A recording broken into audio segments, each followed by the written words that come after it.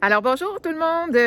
Aujourd'hui, dans le cadre des entrevues inspirantes, ça me fait plaisir de vous présenter un marcheur.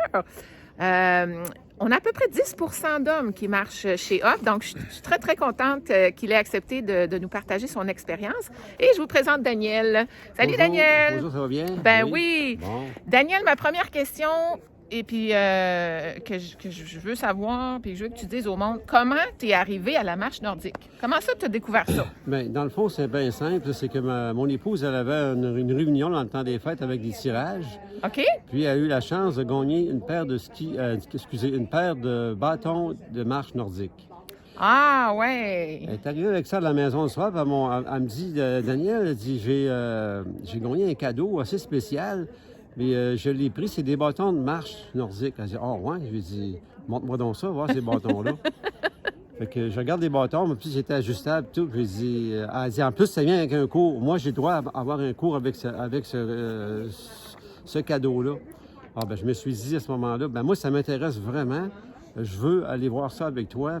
Puis je vais acheter des bâtons, puis je vais le faire avec toi. Ça m'intéresse bien gros, parce que je trouve que après avoir essayé, que la marche nordique s'associe beaucoup au ski de fond, sans les skis. Oui, exact. Puis, je trouve que ça a augmenté ma technique en ski de fond, parce que c'est un peu les mêmes procédés d'action des mains puis des bras.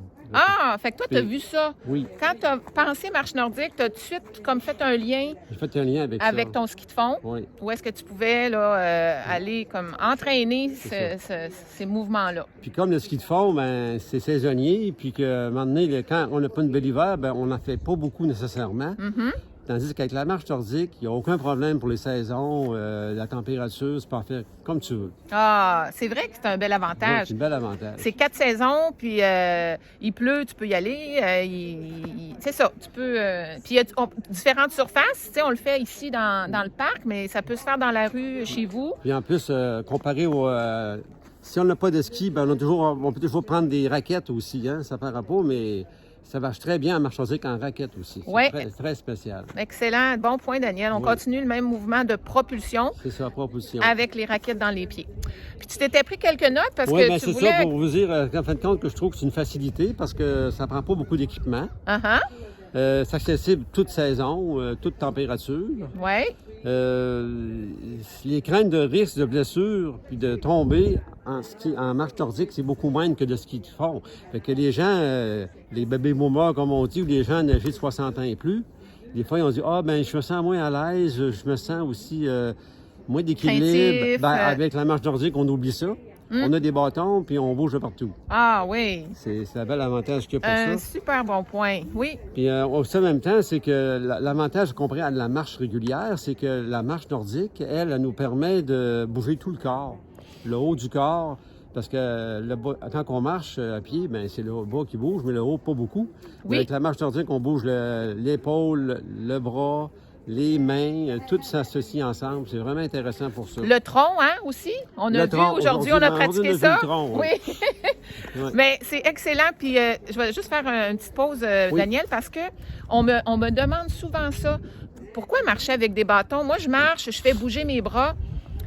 Quand vous avez des bâtons puis que vous faites la marche nordique en propulsion, c'est que là, vous avez votre bâton, à un moment donné, touche le sol, puis comme on va dire en bon français, vous frappez un mur.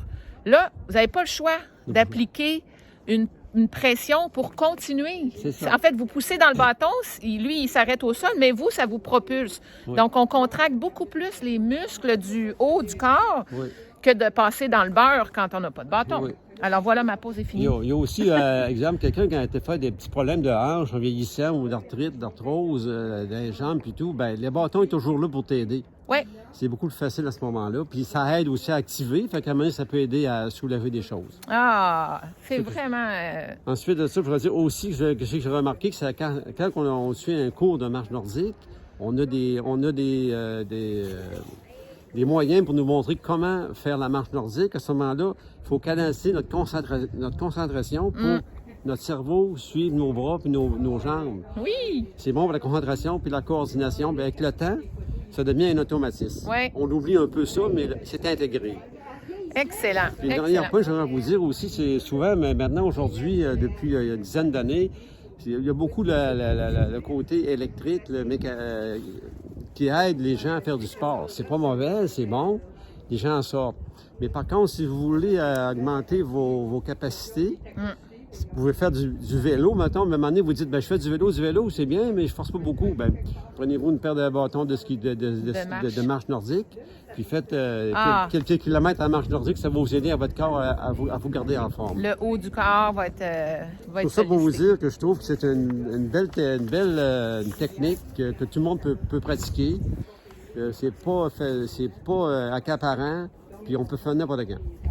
Wow! N'importe quel moment des saisons, de l'été, de l'hiver. C'est très Daniel! plaisant. Daniel, je pense que je vais penser à une formule. Je vais t'engager. Bon. Je vais le traîner partout avec moi pour qu'il parle. Et c'est beau ce que tu moi, as j'aime nommé. beaucoup les activités physiques. J'aime beaucoup le physique. Oui. Mais aussi, il faut pas non plus la légération, mais il faut garder une bonne coordination pour garder un corps plus souple, pour être plus en santé. Ben voilà. Vieillir, parce qu'on passe par là. Bien embaucher si on veut, c'est ça. Oui, être bien, puis avoir nos capacités pour se rendre loin. Puis plus on sort à l'extérieur, printemps, automne, été, hiver, c'est toujours... on aime plus en plus ça, puis à un moment donné, on trouve que les élèves sont plus courtes parce qu'on aime ça. Oui. C'est vrai? Oui. Quelque part, Ça hein? passe vite. OK. Un gros merci, Daniel. Continue, je te souhaite des belles années encore de marche nordique avec ta conjointe et avec notre groupe. Merci beaucoup, puis OK. bonne chance à tout le monde. Puis ceux qui veulent l'essayer, n'hésitez pas. Merci. Au revoir. Bye-bye.